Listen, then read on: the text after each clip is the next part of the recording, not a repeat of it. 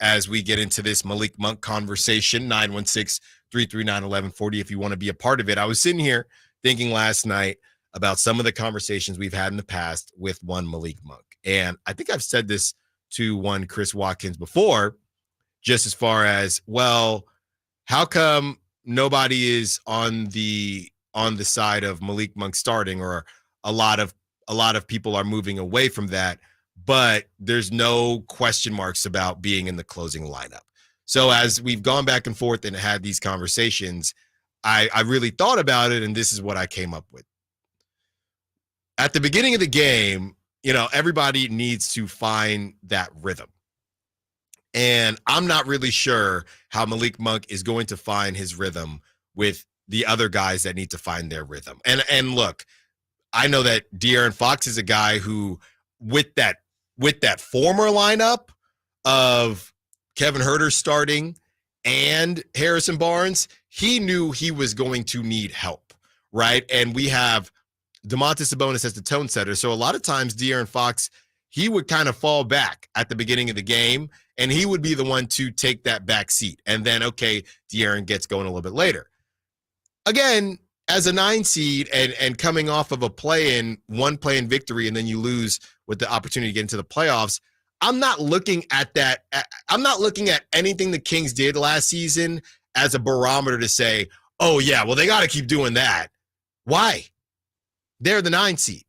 So I get it. You don't want to come out too quickly every single game, but I do think there were too many games where De'Aaron felt like, I got to let Kevin Huerter, I got to let Keegan Murray, I got to let these other guys get going, and I can turn it on whenever. I would rather, let's just turn it on from Jump Street. And I think that is a version of that is where we're headed, adding DeMar DeRozan. So if you have DeMar DeRozan, who he's going to get his touches, you have De'Aaron Fox, and he's going to get his touches, Malik Monk is going to turn into a spot-up shooter. And I don't think that's what people want. I know it's a cliche of there's only one basketball, but I just think it's the reality. On the other side, the question becomes, okay, well, what's the difference between the beginning of the game and the end of the game? I think it's that simple. It's the beginning of the game and the end of the game. So much happens throughout the course of a game that by the time you get to the end of it, you're looking at things a lot differently. And I don't even know if Malik Monk is going to be in every closing lineup, to be completely honest with you. I think it's going to depend. I think it's going to depend on the situation. If the Kings are up by 10, right, and you're Mike Brown, who we know loves defense, are you going to stick with Malik Monk?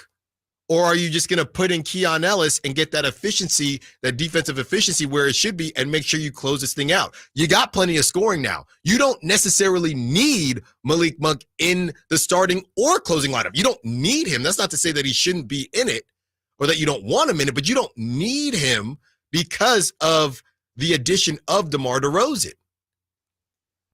But the difference between the starting and the closing is that at the end of the game, so much has happened that you know where everybody is at that time. If Malik's been on a heater and you're chasing and it's a close game, whatever the case is, hey, all right, DeMar, you've been hot all game. Let's go with DeMar. If DeMar happens to cool off throughout the course of the fourth quarter, all right, De'Aaron, you rock and roll. Okay, neither of them, you guys haven't been rolling. Malik's been hot all game. Okay, it's Malik.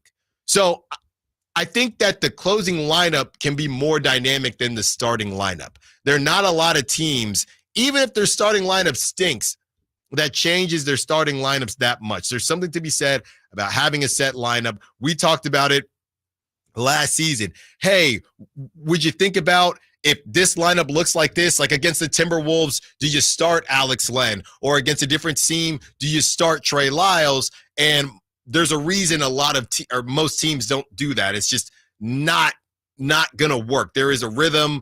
There is a level of respect. There's just things that you do that you're not going to have you're not going to have an open door for your fifth starter. People don't do that, right? You might be looking. It's not the same as a 9-hitter lineup. And oh my goodness, that DH is nobody's taking over the DH. It's not the same.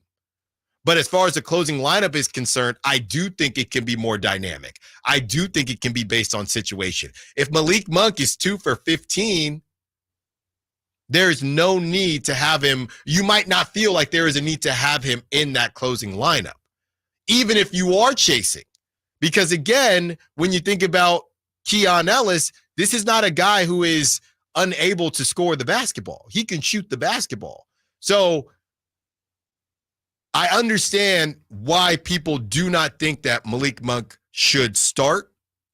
I also understand why people do think that Malik Monk can close. But either way, I guess what I'm saying in a roundabout way is that I am maybe a bit more worried than I've let on about Malik Monk with the addition of DeMar DeRozan.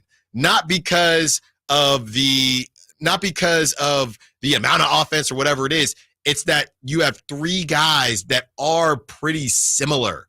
Everybody's been talking about, and I talked about how, hey, they probably went out and got DeMar DeRozan because they want another counter to their offense. And I think that's very true. But as far as those three guys being on the basketball court at the same time, I do wonder, as you know, you have Keegan Murray, who he's going to be completely okay with just standing in the corner or standing on the wing and shooting three when he gets it.